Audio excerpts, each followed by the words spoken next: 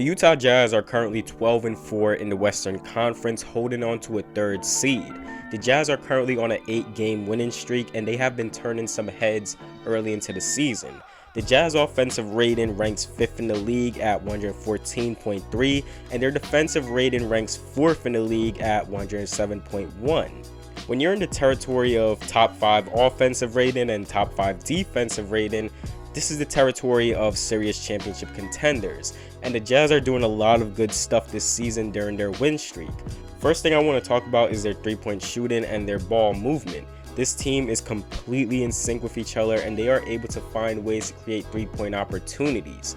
Quinn Snyder's offense really doesn't have the ball sticking to just one player, and this is mostly due to the talent that they have on the team. Various players who can play make. They rarely run isolation plays or post-ups. The offense really doesn't have players averaging more than 7 assists, and it promotes a lot of ball movement, extra passes, having the team slashers in Conley, Clarkson, and Mitchell drive inside around the free throw line and either shoot the mid-range shot or kick it out to the shooters.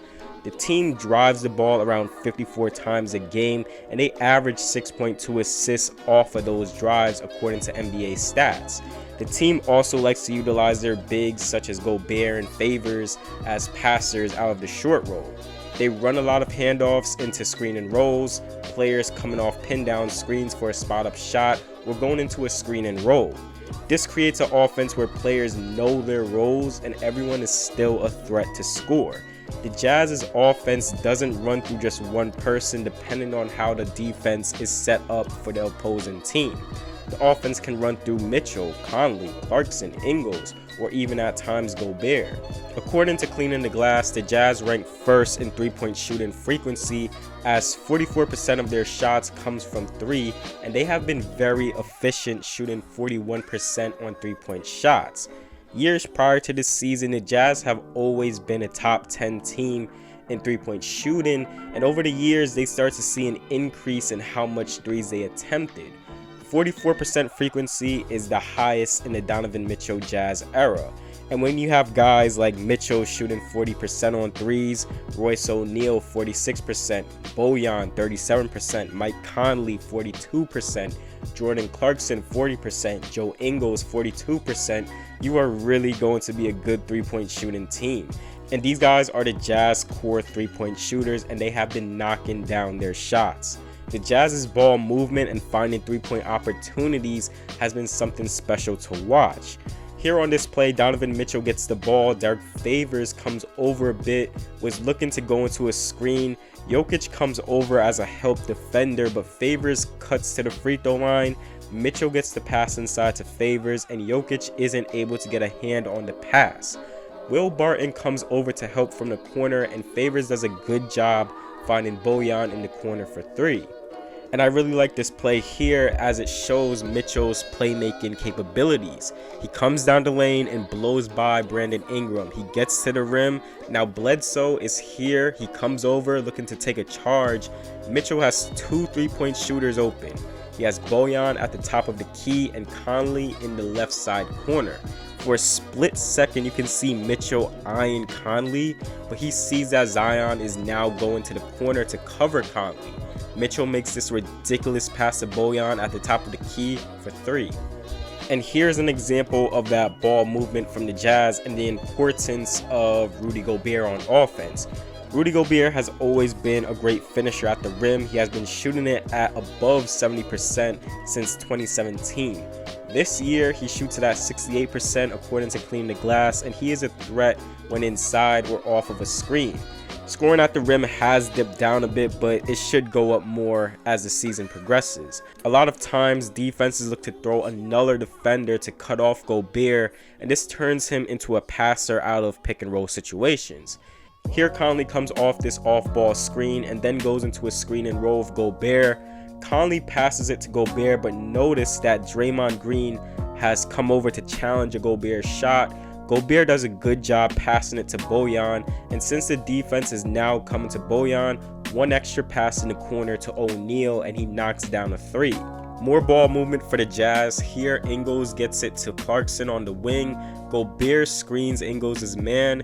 then goes into a screen and roll with Clarkson. With Gobert running to the rim, as stated before, teams look to take away any lobs or passes inside to Gobert. Here, JJ Redick cuts off Gobert, and Zion Williamson sinks in to cut off any drives inside for Clarkson. Clarkson is quick to notice this and passes it to the corner and gets a shot for 3.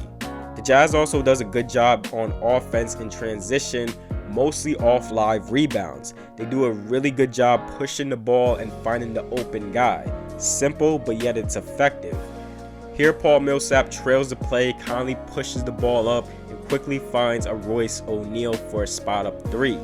Then again, he pushes the ball up. Conley is able to get to the teeth of the defense, sinking Paul Millsap to help, and he throws this on the money pass to Bojan in the corner, where he is able to create a 3-point shot for himself. It also helps the offense a lot when you have an elite shot creator in Donovan Mitchell, and also have guys like Bojan, Conley, and Clarkson who can create their own shots. I do want to shed a lot of light on Mike Conley because he has been a key reason to the Jazz's winning streak, and he has been honestly their best player so far into the season. He has been very consistent on this team, and he is that veteran point guard. He has taken a lot of pressure off of Donovan Mitchell as a ball handler. He has done an excellent job as a floor general, and he has been better this season with the Jazz after his first year with them. He is more settled in, and you can see that he knows these guys much better.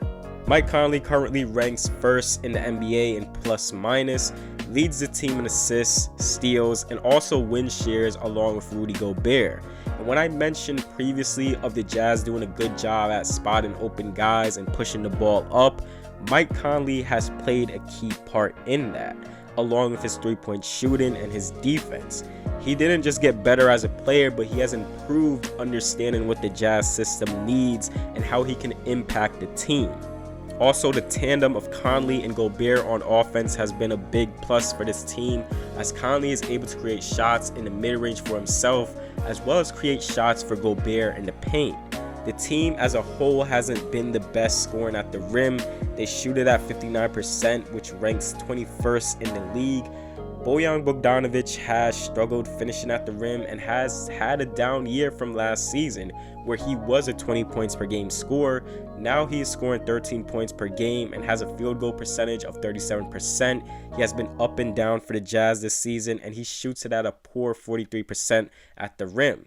This can just be rust and coming back from injury though.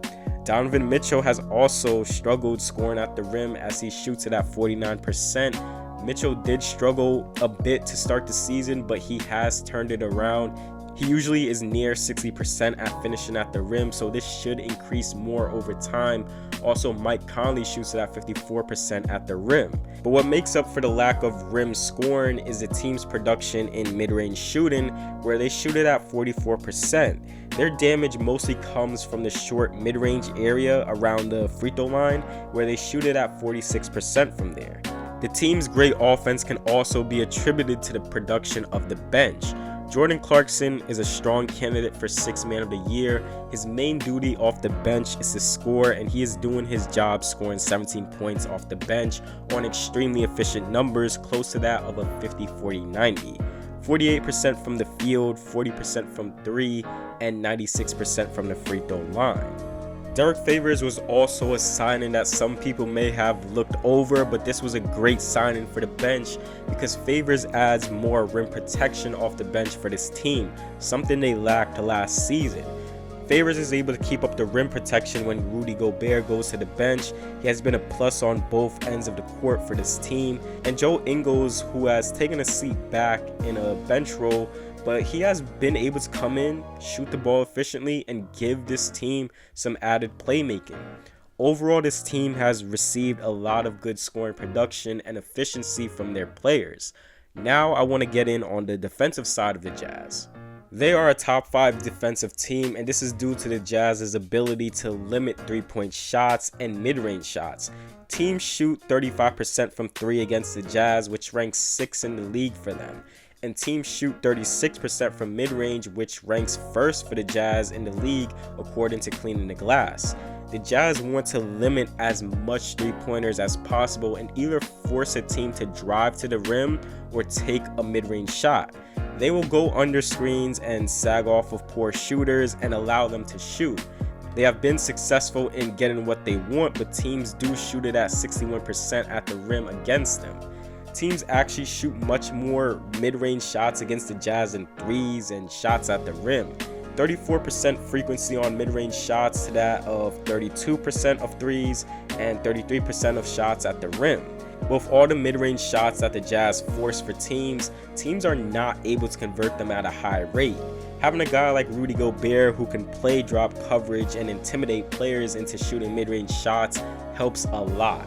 For example, here on this play, Jamal Murray goes into a screen and roll, drives in, but the presence of Rudy Gobert is there, and Gobert is able to cut him off and defends him very well to the point of him having to pick up his dribble and reset.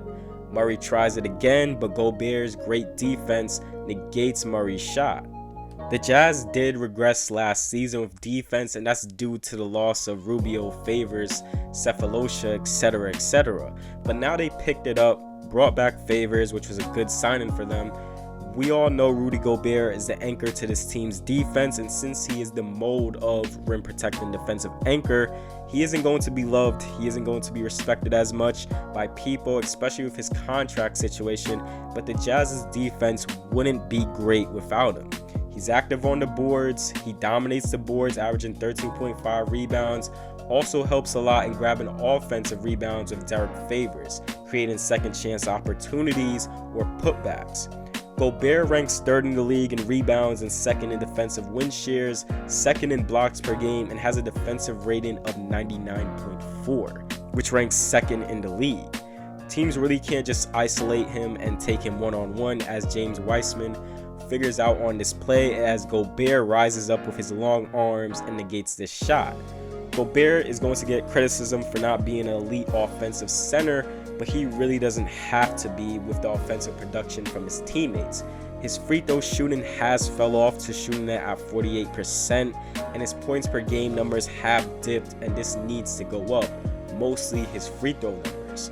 Lastly, I do want to shine light on Royce O'Neal and Derrick Favors. Royce O'Neal has played a big part in the Jazz's defense. He's a guy who just plays his role, which is defense and spot up three-point shooting. He also does a good job moving the ball and gives the team more rebounding, as he averages 6.6 a game. He crashes the offensive boards too, as he grabs around 1 offensive board a game.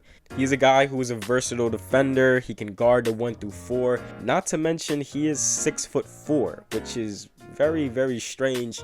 He's a small forward and power forward, but he is still able to be a plus defender for this team.